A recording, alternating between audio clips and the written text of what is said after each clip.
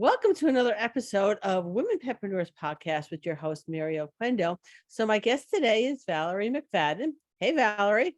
Hi. So nice of you to join us, especially we're recording on Mother's Day. Yes. And I didn't realize that. I actually set the date and it's like, oh, yeah, today's Mother's Day. Happy Mother's Day. Happy Mother's Day. All right. So let's start off with how you got involved in the pen industry. Oh gosh. Okay. So I was about 17 and we had a program at my school called the Regional Occupational Program where you could sign up to do anything, any kind of vocation, automotive. My sister actually ended up going through the hairdressing and is a professional hairdresser for the last 20 years. But I went into animal health care and I thought I was going to get placed because you go for like some classroom stuff and they place you for on-the-job training. And I was holding out for a vet's office. Oh, I wanted to work in a vet's office so bad. And no places would take anyone. It was, summer of 1996 and, they were all full. And so there was one grooming shop that had an opening that someone else dropped out of. And I said, okay, you know what? Fine, I'll take it. I ended up working there, for free, because it was it was for learning. And within 2 days, the owner came up and said, hey, would you like to come and work with us on Saturdays and get paid? And I ended up working there for about 5 years as a bather. Yeah. And when they closed their doors, it broke my heart. But yeah, I ended up doing a couple other things in the meantime. I worked for some friends of mine that ran a fire suppression company. So I learned how to do like routing and scheduling through them. And when my daughter got out of preschool, I ended up getting a job at another grooming shop and I learned how to actually give haircuts at that time. So then later on, fast forward many years later, I started my own mobile grooming business and I've been doing that now for about 7 years. Okay. Boy, mobile's a bomb, isn't it? Oh, it's my favorite. Yeah. You know what? When I went mobile in 2002, it was just like, this was just made for me. Mm-hmm. I tell people if I had to go back like to work and like get a paycheck and stuff like that, Yeah. I'd sooner work for McDonald's than I would go back into a shop. Yeah, I agree. It's just so different. And it's I was my own boss. Mm-hmm. That was great because honestly and truly, I don't think at this point that I would either be a good employee Mm-hmm. and be like, you want me to do what? I don't care if it's your place. I think I would get fired. Honestly, me too. Yeah. So I'm pretty sure I would get fired from whatever job that I had to take direction and orders from. Mm-hmm. Much prefer being my own boss, and just mobile is just anyway. I love mobile. Yeah. What can I say? So you've been mobile now for 7 years. Mm-hmm. All right, so let's go And there. Okay. What was it like getting your first van? Oh gosh, I'm still in my first van. We actually, my husband went out and bought a Nissan NV high top, one of the big square looking. It actually resembles very much the dog grooming vehicle from Dumb and Dumber in the shape and everything. But he went out and bought it. And I was so mad because, at the time, I was grooming out of the house. I had stopped working at a shop and I had a handful of clients, but it was starting to get to a point where we had too many coming in and out all the time. So we ended up building it ourselves. And it was a learning process. We went to a bunch of shows and we looked at all the vans that they had so we could get some ideas of where things should go. And, we put it all together. I joined, a DIY mobile grooming group that kind of, gave us some helpful hints along the way. And it's been awesome. We've redone it a couple of times. We took everything out this past December and January and completely redid everything. I had a regular bathtub and that kind of wasn't working because I do big dogs and they had to jump, in and out of the tub and everything from the table. And so I wanted a shower pan. So we put that in and it's been great. The dogs just walk straight across from the table right into the tub. I don't have to lift anybody. My back doesn't hurt so much anymore. And yeah, it's just, I can work by myself. I can have music playing if I want. I can listen to podcasts. I can, make my own rules, and it's really nice. Okay, so what's your favorite podcast? Oh, my favorite. I don't know if I have a favorite. It would probably be Women Petpreneurs. Okay, that was the answer we were looking for. Yeah, I figured. But I do gravitate towards a lot of, true crime and things like that. I guess I like to scare myself a little bit. So, You know what? I have not delved into true crime, but I see so many people talking about it. So if I Mhm. wanted to do a true crime podcast, point me in the right direction. Oh my gosh. I mean, there's so many different kinds to choose from. They have, let's see, there's all kinds. There's ones that talk about, the heavy stuff, like, murder and that sort of thing. There's other ones that talk about, like, court cases where, it's not necessarily, like the death and that sort of thing. It's, but I mean, there's a couple other ones that I listen to as well, where they watch true crime shows and then recap them on their, podcast. And, so you can either watch the show and follow along or not. It's just kind of fun, to listen to people having a conversation while I'm working. Okay. So, So if you yeah. had to recommend one, which one should I go right now and put on my phone? Mm. Okay, I would say go watch or go listen to True Crime Obsessed. That's probably my go-to, because it's fun. The two people that host it are a lot of fun to listen to. They're funny. I've actually gone and seen a show that they did here in LA. They came out here last year, I think it was, and they were really personable, and just, it was a fun experience, and I like to listen to them. Okay, cool. So when we Yeah. finish up here, I'm gonna put that on my phone and go listen to it. Well, I hope you enjoy. So too. So um let's let's really talk about, let's dive into mobile grooming, because that's Okay. like my favorite thing. Yeah. So we work by ourselves, Hmm. correct? Which is why, we find things to listen to. Right. And I thought, what, I would miss people not Mhm. working. And I don't, and I didn't. I didn't at all. Yeah. And so, but I had my clients Mhm. that I would always, have a conversation with, but then I was working by myself, Right. just me and the dogs. And I cannot tell you just how beautiful that is, not having all the distractions that Right. come along with being in a shop. Yeah. Two of my two dogs that followed me from mobile were Mhm. two big German Shepherds, both failed. Owner was a cop, both failed cop school. Cop school dropouts. She got both of these dogs. I mean, well bred. One was cage aggressive and the other one was fear aggressive. Yeah. So that when I had to work with them in the shop, it was really challenging. I mean, Zeus, the cage aggressive, ended up chewing a cage, breaking a tooth. Ooh. Yeah, so he became an express groom. Yeah.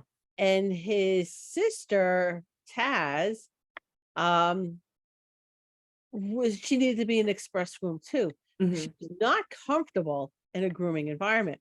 Right. When I took those two dogs and we went mobile, they Mhm. were two totally different dogs. Yeah. I've noticed that too. I haven't had anybody that followed me from a shop, because basically when I started the business, everybody was already one-on-one, at the house, with me. But what I have had is a lot of people will contact me and say, we've been kicked out of, the corporate, grooming environments, and, we don't know what else to do. And, a lot of times, like you said, we don't have the phones, we don't have people coming and going, we don't have other dogs barking. And I've also found that I have a tendency to be able to get into a zone with the dog where I don't have to talk, I don't have to tell them anything. And we just kind of have this, I don't even know how to put it into words. I know exactly what you're talking about. Yeah. And it's like, you can communicate with them just by touching them. They know what you need to do. And, it's such a unique experience that I don't think, in a shop, you can't have that, because there's so much going on all the time. Yeah, I was Yeah. my grooming is actually was very, very silent. Mm-hmm. And I found sometimes that silence and just having that authority that you're doing what Mm-hmm. you're doing. We're gonna do this, and not adding volume into it. And I think Yeah. for many pets, that that was a relief to like not hear me Mm-hmm. talk. It's like just Mm-hmm. shut up and do what you got to do. Right. So and that was really, I mean, that's how I grew too. And you're right. There's something about the whole thing with touch and a calm environment that makes it a very zen-like experience Mm-hmm. for both. The next thing you know, you're done. You were like, Yes. we're done. And they're like, Yeah. oh yeah, we're done. Good. Give Right. me my bandana. I need Yep. to get my cookie too. And my Yep. bandana. Good to go. And I would only give a treat when the pet was back in the house. So they all knew this. All right. Right. So Mm-hmm. literally would have the dogs run to their house. Mm-hmm. No lost dogs. I mean, I would have Mm-hmm. dogs like pull so hard that I would like drop the leash, but it didn't matter because Right. their cookie, and they were only getting Mm-hmm. the cookie when they were physically in their house. Oh, that's a good idea. Yeah. And so it would be like they'd pull so hard, the leash would jerk out of my hand. I'd fall on the ground and like Mhm. just be laying there and like, don't mind me. I'll get up in a minute. But they're sitting in their house. They're like, come on, chop, chop, chop. Don't you got to be someplace else? And I mean, so what? Oh, excuse me. So what would you say are some of the other things? Goodness, look at us. I know. Right? What would you say are some Yeah. of the other things that you really love about being mobile?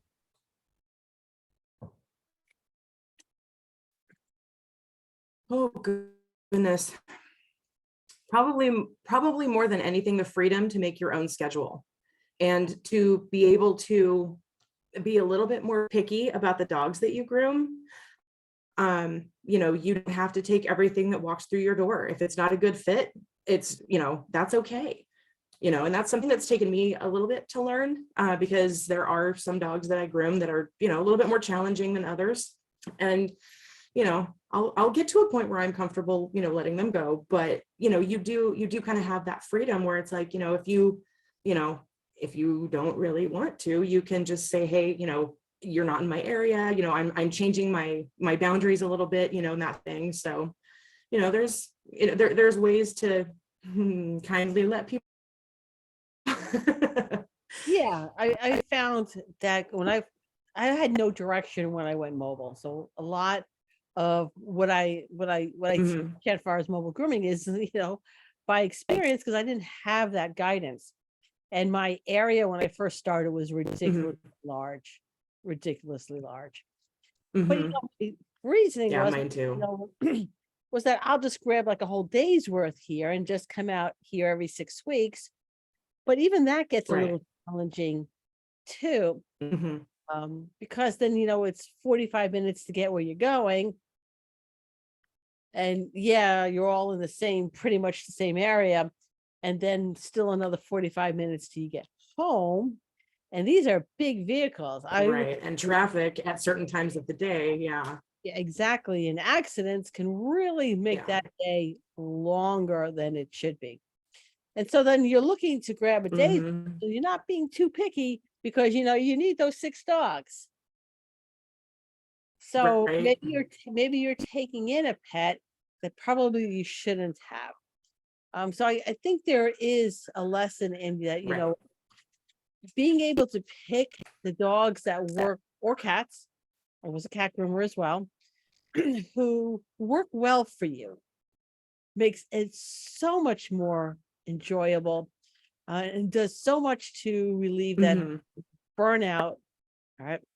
But what I also loved was Well, being able to I would actually schedule my day around lunch spots.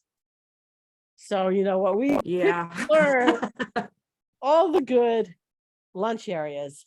And just as a tip, if you want to know what are the good delis, okay, look for either the mobile grooming vans in the in the parking lot, Mhm. cops, utility work. Yeah. You Oh, see, that's a good point. Yeah. oh yeah, yeah. That was always how before I went mobile, how I would always pick where I was going to go to lunch. Where were the cops having lunch? Where were the utility workers having lunch? That's awesome. Yeah, they're fussy. So, and now we could add in, look at where the mobile groomers are because That's very true. they Yeah. know where the good spots are. Yeah. So I would literally plan and schedule my day so that I would hit the right deli. Uh-huh. All right. And then go have lunch in a park or on the beach. We had a lot of lakes in my area. Yeah. So that was probably what I enjoyed most, was having that lunch period, Yeah. a very calm and relaxing environment, and it broke up the day. Yeah. That's the thing that I like about being mobile too, is I don't take a lunch break like that. I still, I'll just grab my lunch out of the front seat and stand there by the tub while someone's sitting in shampoo, and I'll still eat it in the van. But I've found that if I do more than 2 dogs in one stop, I go a little stir crazy because I feel like I need to get back behind the wheel and I need to move. I need to get to the next location.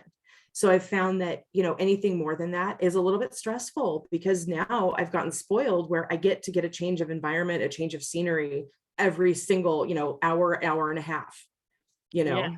and that becomes very important. And you don't realize when when you're sitting in a shop, all you have is the same view every single day, but as mobile, you can get out, and even just from one neighborhood to the next, and they might look almost identical, you still get that break. Yeah.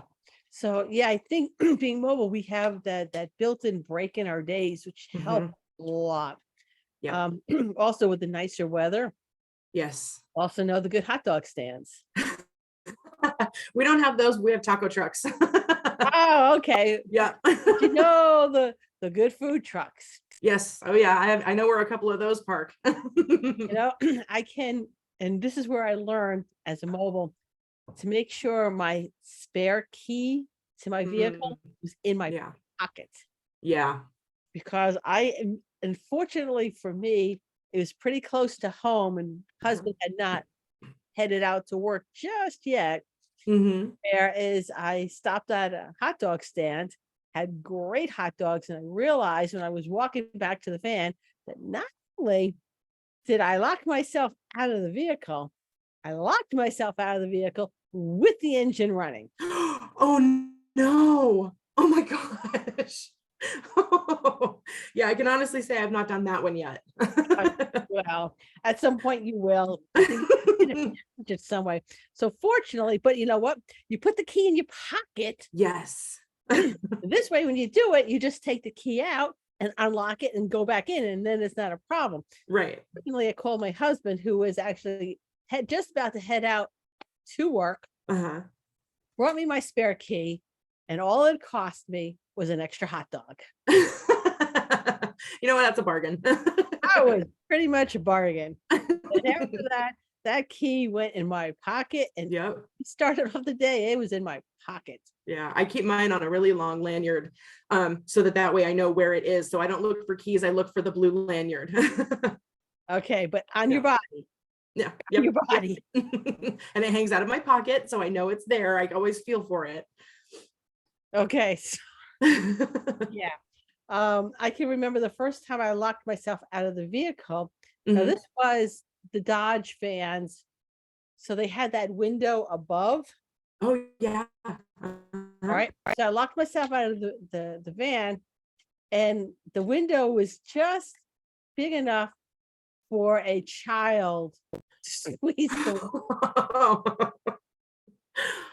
I'm like, "Can I borrow your child?" Like, "Yes." I'm just gonna shove him in there and he's gonna let me in my vehicle. That's fantastic. Whatever. It worked. It Yeah, worked. no kidding. So I think we have different issues that shops have. Okay. Right. So again, it's the whole locking ourselves out of the vehicle. Yeah. It's a little harder, I think, to lock yourselves out of a shop because it's generally you have to hit a key. Right. So if you turn the key and you lock it, you have the key. Mm-hmm. Okay. It's a little easier to lock yourself out of a vehicle. This is true. I've locked myself out of my toolbox before, which is because I keep a Craftsman toolbox that has all my equipment, everything you need. And I went, and I wasn't far from home, but it was far enough. And I literally got to the stop. I had the dog in the van with me and everything, and I needed to trim his pads.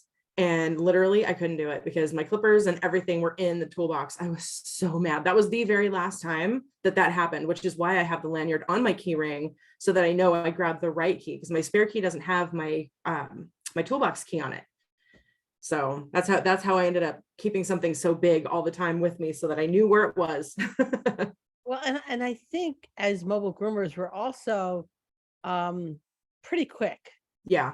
Because we have to figure things out. Yeah. You don't figure things out, that's an entire day wasted. Mm-hmm. Yep, absolutely. We have to have, I mean, I had spare scissors, spare blades, Yeah. spare anything that could possibly be spare, including the spare water pump. Oh, that's a good idea too. Yeah. Yeah. And I know you're in California, Mm-hmm. but I was groomed in the Northeast, and I don't know what it was, but the water pump would always go literally on like the coldest day of the year. Oh. And then you had to go back in the coldest day of the year Mm-hmm. to change out that water pump. Mm-hmm. Part of the reason why I'm such a Hanvy fan is that everything is like plug and play. Yeah. So you just like pull one plumbing in, you pull the other, you slide the other one in and just connect it, and you're good to go. Oh, nice. Yeah, so that's why when I got my second vehicle, it was a Hanvy. I was like, oh my God, I love this. Everything was plug and play. Yeah. But you have to be able to know how to do that. And Right. minor repairs are part of the day, part of our day. Yeah, very much so. Everything rattles. Mm-hmm. Learn pretty quickly when something is not working. Check connections first. Mm-hmm. Because probably the reason your table is not going up and down is because it's no longer connected because it rattled loose. Or there's dog hair stuck in it. Or something like that. I also learned that whenever I had a gallon in the vehicle, Oh gosh, yeah. to put it into the tub when I was leaving. Mm-hmm. Right? Because you'd be like driving along thinking, boy, that smells really nice. Like, crap. The reason Oh the van yeah. Yep, smells I had that happen with conditioner. Mm-hmm. so awesome is Uh-huh. because the gallon opened up. Oh yeah. And if it opens up in the tub, you can salvage some of it for the next bath. Right. It's easy to clean up. Mm-hmm.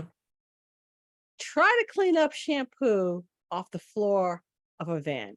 Mm-hmm. That is not fun. And it's No. never the cheap gallon you bought. No, never. Never. No. It's the $125 gallon that you bought very special. Mm-hmm. That is the one that is all over your floor. Yep. And the thought will go through your head, well, maybe I could just put it back in the bottle, right? Yeah. Yeah. No. You can't do that. It Doesn't work that way. It don't work that way. No. Sit there and cry over the $125, but you're awesome smelling van. That's true. So, but then what you learn from these things. You learn, well, okay, instead of having that gallon of shampoo, maybe I just have smaller bottles Right. I keep in the van. Yeah. That's what I do. I get little bottles from Amazon and just fill them up with the different shampoos and use my label maker and just put labels on the outside. Okay. Works real well. I've actually, unfortunately though, I've had a couple of those fall out of where I keep them stored, and they landed in the trash, and I threw one away last week, and I was like, where'd that bottle of shampoo go? And then I went digging through the trash and I found it. Yeah, yeah. You know what? I have dumpster dived for many. All right. I couldn't find my Chris Christensen comb one day. Oh. And fortunately, it was my husband, it wasn't garbage day yet. And I literally went through the bags to find, I'm pulling bags out of my garbage can.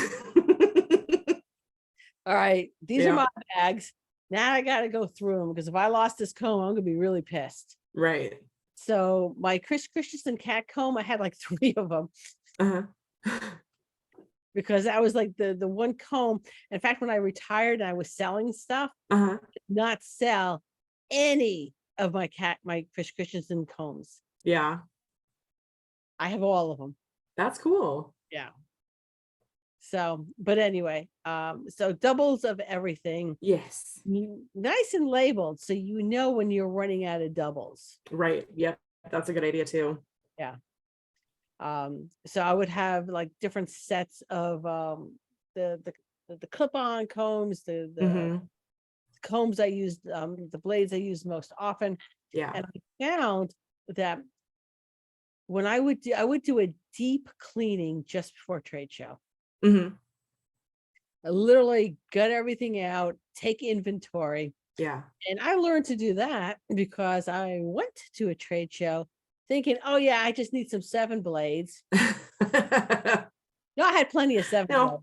I had no 10 blades. And so then I had to order 10 blades at full price plus shipping. I didn't do inventory before I went to a trade show.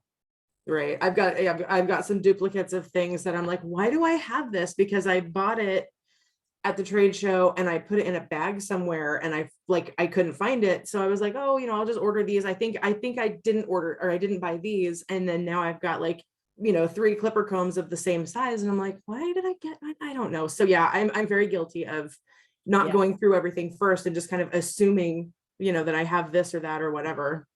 Yeah. Another trade show tip too is that if you need something, call one of the distributors that are going to be there. Yeah. You order them. Oh. And pick up at the show.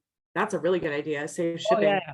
Yeah, because, and it's not only that, is that especially as a speaker, limited time to shop. That's true. Yeah. And I'd get there and the lines for the distributors are like 40 people deep. I worked at one of the booths this year. I saw that firsthand. Yep. Yeah. So, and you know what? I don't have time to wait 40 people deep. And then by the time I do have the time, are they going to be sold out? Right. What I needed, I pre-ordered, and then it was more comfortable to walk around and see the new stuff that I knew I needed. Yeah. So let's take a quick break. Okay. And we're back. Hey. It was like no time at all passed. Yeah, that was really quick, right? Yeah. I'll just edit it in later. Right. I just need the space to know where it's. So anyway. Yes. So I love the trade shows. I love and trade shows. But I love to feel the new equipment. So I was for sure. For the first time, I was at Pasadena this past year. And even though I'm retired, ask me how much stuff I bought. How much stuff did you buy? Bought stuff. Okay. First, I bought the little duck muzzle. Yeah. Yep. My little terrorist. He's a dachshund mix.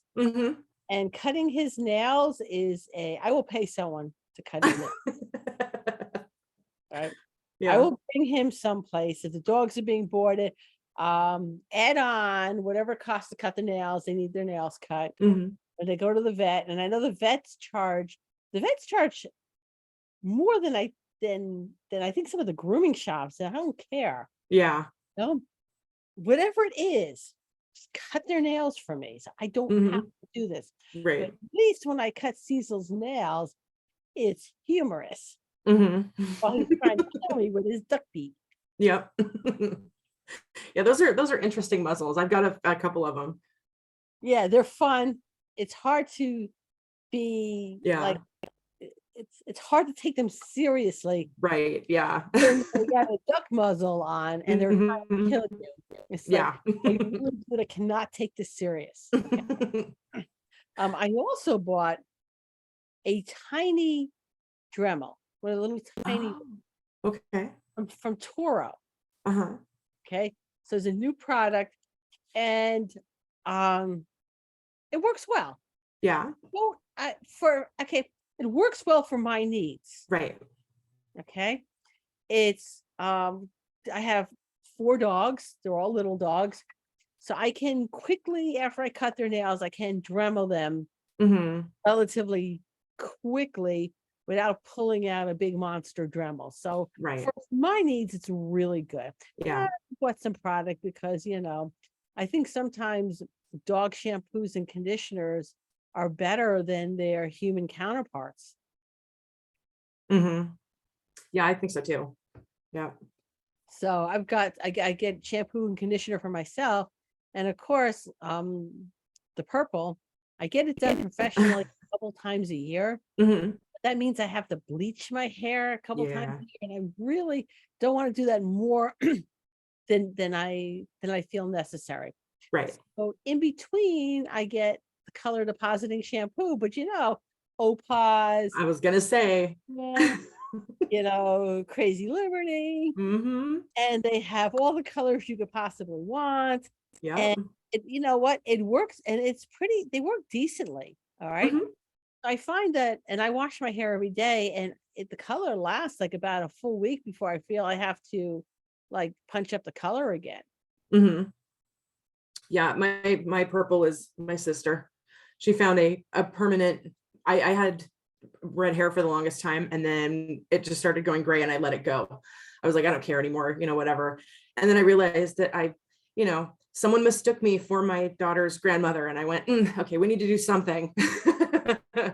And so we decided to do the purple, and I actually really enjoy it. It's a lot of fun. And when it fades out, it fades to like a kind of silvery on the bottom. So it doesn't look so garish with like white underneath, bright red or whatever. Yeah, my purple, the one that my hairdresser uses, Mhm. fades to a nice blue. Oh, So, cool. and the blue stays for a really long time. Blue comes out over an extended period of time, or it gets bleached out. Yeah. So I can do it maybe 3, 4 times a year. Um, and it's fine. Hmm. Hey, anyway, Yeah. okay. So back to how great pet products are. Yes. So if you don't go to trade shows, really make time to do it. Make time to do it. Hmm. Yeah. See new stuff. And I personally don't buy scissors unless I can feel them in my hands. Yeah. I prefer that as well. So I have been at booths and they will have like 4 of the same exact scissors. Hmm. Just feel a little different. Yeah. You know what? And sometimes you need a different style and you don't necessarily know that. And I've always, with the exception of when I first started, Hmm. I had my beginner scissors, and this was back when Monk was around. Monk, Oh, I don't know if I well, know that's I'm dating myself. you. Well, okay, but I started with a pair of ice tempered. I don't even know what they were. I don't even remember what the brand was that I got my first shears a billion years ago. So Monk scissors were an inexpensive, but they were good scissors. Hmm. They were decent scissors. Maybe they just didn't hold the sharp very long. Hmm. Right. So you had to have them sharpened probably more often. Hmm. They were good scissors to learn on, make Hmm. mistakes, and drop Yeah. because you can drop a cheaper pair of scissors and not have your whole life flash before your eyes. Right. Okay. And then you learn like, oh, I am not going to do this with like $300, $400, $500, $600 pair of scissors. Right.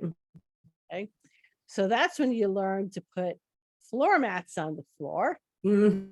Oh Not, yeah. not only for, to save your feet and your back, but when you Mhm. drop your $300 pair of scissors, they will land on the mat and they will stay there. They will not, Mhm. no matting on the floor, and your doors are open, not hit the floor of your van and then Mhm. bounce out, Oh, hit the pavement. yep. And that, Yeah, I've been lucky that I haven't had that happen yet, but yeah, so that's when, okay, again, dating myself, this is 20 years ago. So Mhm. $30 pair of scissors that you do that to, you're like, okay, I can go buy another $30 pair of scissors. Mhm. At least it wasn't my good pair of scissors. Right. Okay. So anyway, tips and tricks we learn as being mobile groomers. Oh yeah. There's usually, when there's a change made in anything that I'm doing in my mobile grooming van, something preempted that. There was something that happened that facilitated that change. And Right. I always like to think I'm a quick study. Mhm. I will always listen to somebody's mistake that they made. Right. And I'm like, yeah, I'm not going to do that. Mhm. So, young grasshoppers, listen to what we're saying and do what we tell you to do, because we're Yep. telling you to do it because we made the mistake already. That's true. We've been there and we have learned. And like I said, there's so many, like you said, I mean, there's just so many things that you pick up, and it's little things. It doesn't even have to be something, real major. Yeah. It's like you just kind of learn, like, for example, I started out with a grooming table that had one arm. And it's fine, it works, it's okay. But because we have such limited space, we can't walk around a table in a van. So I ended up buying a second arm, and that was all well and good. But it's like then you have two kind of wobbly arms. And I actually treated myself recently to an over the head table arm. And I love it because I can move everybody back and forth, and I'm not struggling with like, okay, I want you to turn around, but you can't because you're, being held in one particular spot. So it's been a really nice couple of weeks that I've had this new tool in the van, and I wish I'd done it sooner, so. So one of the tricks to clearing the hair out of a van is that, you take your high velocity dryer and you blow everything. Mhm. Okay. Mhm. Yep. So here's another tip. Make sure bandanas and bows are like in sealed bags. Because they get gross. Not only that, when you go to blow the hair out, Uh-huh. they're not picking up 40 bows Oh yeah. in somebody's driveway. Yep. Much easier to just go Mhm. pick up that bag of bows, Yep. sealed bag of bows, Mhm. just put it back in the house. Right. I'm back in the van. Right. I knew what you So, meant. so the little things like that. So Oh yeah, yeah. I mean, we learned to like cover everything. Everything was in a Yeah. sealed bag. Mhm. So nothing gross got blown around because we are working in enclosed spaces. Right. Now And there's much more area. We have right. limited space, and Right. that means the gross stuff has limited space too. Oh yeah. Well, it's like in my van, I mean, in a lot of them, it's like my bathing area is the same as my grooming area. So anytime a dog shakes off, all of that water is going all over everything that's exposed. So you learn real quick that you need to cover what you don't want to get covered in, water and soap and, what have you. I've trained a lot of my dogs, especially my bigger ones, that when it's, when I want them to shake off, I hold a towel up in front of them.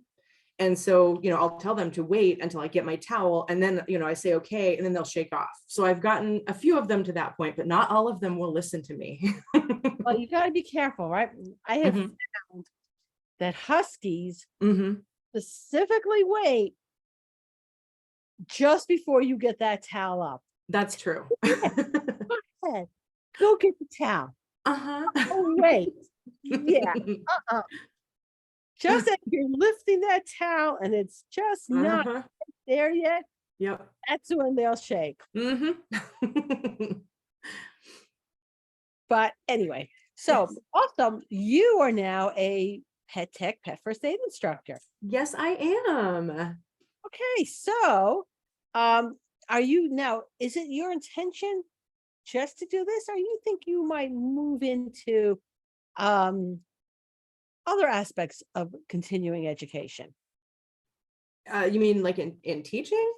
Yeah, and teaching. I would like to. It's something that I think would be a lot of fun. And my only thing, to be honest, is that I don't know what I and it's one of those things I think I'm going to have to kind of do a little soul searching, but I don't know what I personally could bring to the table that hasn't been brought to the table by everybody else already. That's, oh, what do you Okay, have? I'm going to stop you right here. Okay. Okay. Whatever it is you're teaching, you have Mhm. your unique perspective on it. It's going to be different from my perspective. Yeah. I remember I was at one of the Barkley shows, and Barkley had a Bichon day. It was Mhm. whole day. All the seminars were Bichons, Yeah. somebody else. So I think there was like Jonathan David, Mhm. probably Lindsay Dixon, probably Olga. Olga's up. Oh, don't ask me to spell her. Olga. Zavalinskaya? Yeah. I think Olga. that's You all know close. Yeah. Olga. Yeah. It was like 4 or 5 classes, and they were all taught by different people, but it was the same breed. Yeah. Gonna have a different perspective on what it is that you can bring to the table. All right. How many business classes are there? All right. So On many. all, There's a lot. so many. All right. Yeah. So many marketing classes. There's so many classes that are out there that they have a different perspective. All right. So I have a 6-hour mobile grooming class. Could you Mhm. teach a I've 6-hour taken mobile? it. Yes. Taken your 6-hour mobile grooming class. But you could teach that Yeah, your perspective. that's true. Yeah. Okay. I don't know. I just thought it was more like, reinventing the wheel to go out and do that. That's really, thank you. I appreciate that. Yeah. That helps. Right. And for those who are listening, you Mhm. value yourself. All right. Value what it is that you bring to the table. I have a workshop retreat coming up in July. So before this even airs. So Mhm. and it's just 2 days of putting your ideas out, putting together a program. Yeah. There's lots of opportunity out there Yeah. for speakers, whether it's in your own local area, Mhm. right? But the trade shows are always looking for new speakers. They're always looking for different perspectives. Mhm. So they want to do there's classes that they always want, but they don't necessarily want the same person because Yeah. it's they feel it's like the same class, but having somebody else come in and do the same class, it's not the same class, it's a different class. Hmm. Okay, that's good to know. Okay. Yeah. Cool. Well, then, yes, I will probably wind up doing some more continuing education. And you know what? Continuing education is wonderful. Even though I am not a grooming anymore, that doesn't mean like my continuing education has stopped. All Right. right. There's something to be learned from watching other people teach. Mhm. All right. That's Uh, very true. it is. And so um, there are tips or techniques that they're using. They're like, wow, I like that. Yeah. That is now part of my program. Um, as an instructor for what I teach, I listen to the questions and Yeah. somebody will have, especially in the first aid classes, Mhm. somebody will come like, I just learned about this product, or they're a vet tech, and they're like, well, you know what, we do it this way. Yeah. So there's always information, or sometimes I don't have an answer to a question. Somebody in the class has that answer, Right. right? Um, I don't know too much about snakes except the fact that I don't like them. Right. Well, and I learned that copperhead snakes smell like cucumber. Thank you, Angie. Yeah. And, yeah, so you pick up these little things Right. that, because it's not my thing, that I Mhm. really don't want to learn a whole lot about snakes, but somebody in the house will say something, and I'm like, thank you for that. I appreciate Right. it. Yeah. Because it's not knowledge I'm actually actively seeking out. Has to do with snakes. I would prefer, and then for some reason, and I don't know what it is. I don't know if it's like morbid curiosity. All of the Facebook reels, Hmm. half of them have to do with snakes. Yeah. And all you have to do is like watch one, Uh-huh. because you're like, ew. And the Yep. next thing you know, you just change your algorithm. Uh-huh. Now there's dozens of them. And so there's these creepy crawly things on my Facebook page, and so I'm like, stop, just watch one. Right. That's all it takes. All right. But then again, I get a lot of dachshund videos too, which are funny. So Right. okay, Yeah. whatever. I'll take those. Okay, so where were we? Oh my Uh, gosh. Continuing education. okay, so I know that you're now planning, and you are in California. Mhm. So she's available for classes. Yep, I'm actually going to be reaching out. I was supposed to do it a couple days ago, but I've been slammed with work because, that's what happens when you go away for a week. And so I need to reach out to Deb Oliver with the CPPGA. She's the the director of education, because there's a class coming up in an area that's a little bit further away. But I am going to reach out and see if they need an instructor for that class. So, I've been going through my notes and everything, and I took a note from Angie again, who told us about, recording everything and, and then playing it back to yourself. Well, I finally finished my recording last night. So I'm going to put it on my phone, and I'm going to start, listening to it and playing it back to myself so that, while I'm working and I can go in between, podcasts, I can break it up with learning, having more of this kind of, imprinted on my brain a little bit more.